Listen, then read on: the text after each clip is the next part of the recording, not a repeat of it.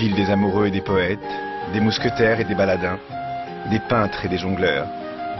Paris de François Villon et de Jacques Prévert, de Saint-Louis et de Napoléon, de Molière et de Jean-Paul Sartre, d'Esmeralda et de Madame de Guermantes, du Menuet et du bal Musette. Paris des palais seigneuriaux et des jardins cachés, bruissant encore d'intrigues et de tendres soupirs. Paris des quais lumineux et des monuments altiers, de fougue et de grâce mêlées.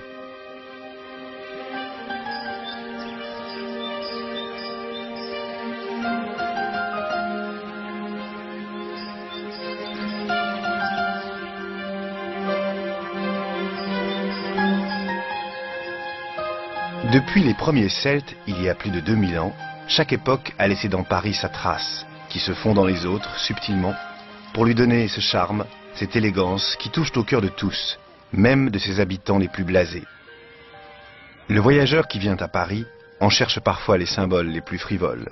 Il les trouvera, mais son plaisir sera plus grand encore de découvrir que dans cette ville si chargée d'histoire, le poids des siècles n'est pas écrasant mais impalpable, aérien. Le pas du promeneur se fera léger, et lentement, du pont des Arts à Saint-Germain, du quartier du Marais aux hautes tours de Notre-Dame, qu'admirèrent tant de rois et d'artistes, il sera gagné par ce sentiment intime et précieux, l'harmonie.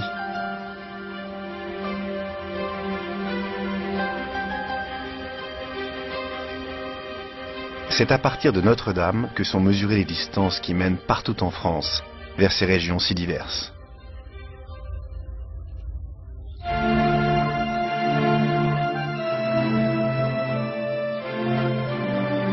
Quelques kilomètres à peine séparent Paris, si souvent insurgé, du plus célèbre des châteaux royaux, Versailles. Sous Louis XIII, ce n'était qu'un simple pavillon de chasse, mais depuis 1661 s'élève ici un palais sans pareil, voué à la gloire du plus puissant monarque de ce temps, Louis XIV, le roi Soleil.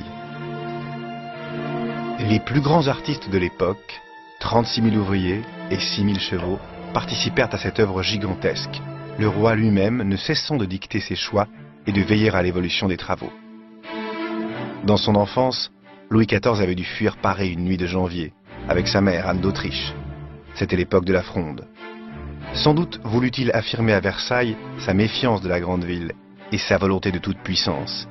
Ce faste devait servir et illustrer sa grandeur.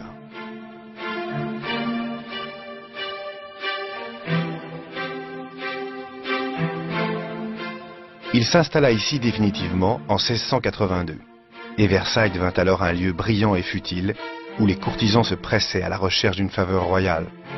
Mais c'était aussi le symbole d'un pouvoir écrasant et splendide, d'où repartaient émerveillés les ambassadeurs étrangers reçus en audience, qui propageaient chez eux les échos de cette gloire.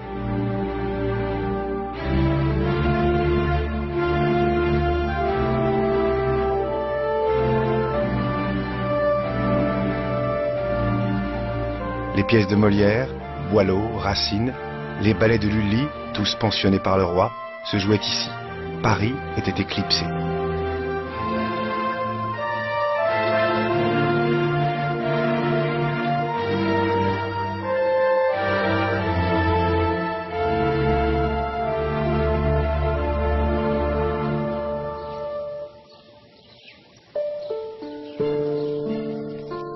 Dans les jardins à la française, tracés par André Le Nôtre, les proportions sont parfaites. La technique y est au service de l'élégance, car il les dessinait selon les lois mêmes de l'optique. Sculptures et jeux d'eau, eux aussi, témoignent de l'âge d'or de l'art classique. Deux autres souverains vivront à Versailles, mais c'est dans ces lieux mêmes, exaltant la monarchie absolue, divine, éternelle, que se tiendront en mai 1789 les États généraux, premier frémissement de la Révolution.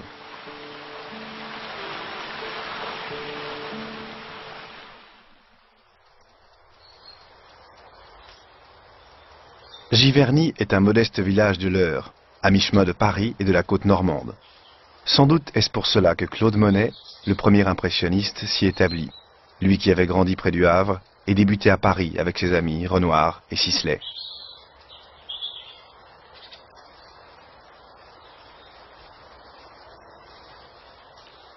Pour Zola, il était l'un des peintres qui aiment notre temps.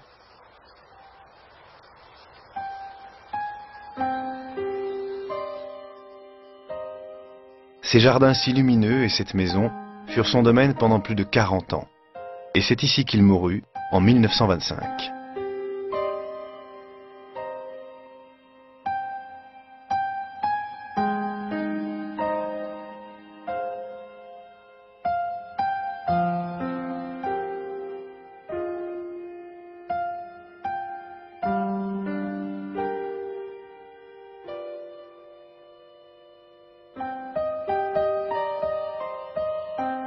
Il peignit en Norvège, en Hollande, en Italie, mais toujours il revint à Giverny pour y saisir la caresse du vent, la fluidité de l'air et les effets changeants de la lumière.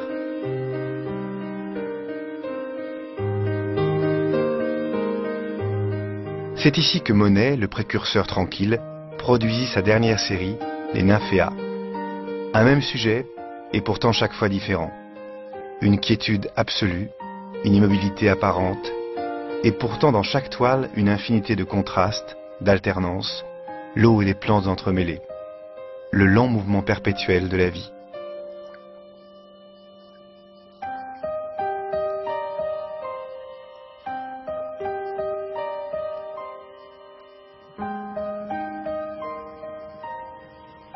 Cette Normandie verte et paisible présente des paysages domestiqués depuis toujours par une longue pratique paysanne, ceux des contes de Maupassant.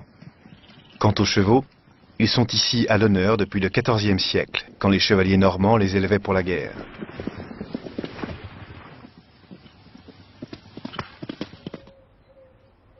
Sur cette vieille terre féodale, partout, châteaux et manoirs règnent sur quelques hectares chacun, comme un lien entre les âges.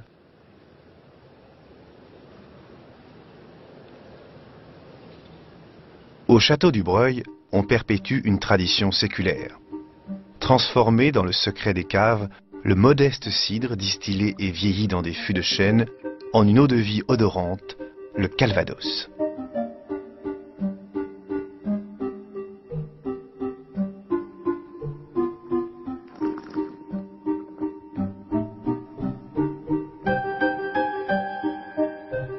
L'art roman et l'art gothique s'épanouirent en leur temps en Normandie, mais le charme particulier de l'architecture régionale tient aux maisons à colombage.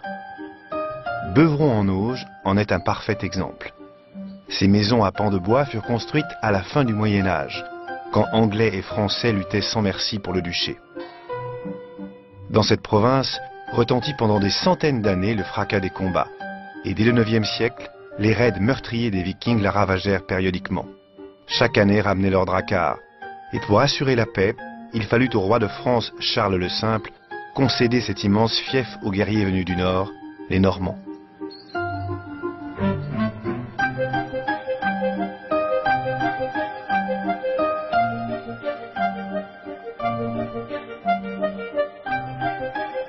Les Vikings atteignirent Paris, et pour remonter la Seine, ils abordaient bien souvent par Honfleur.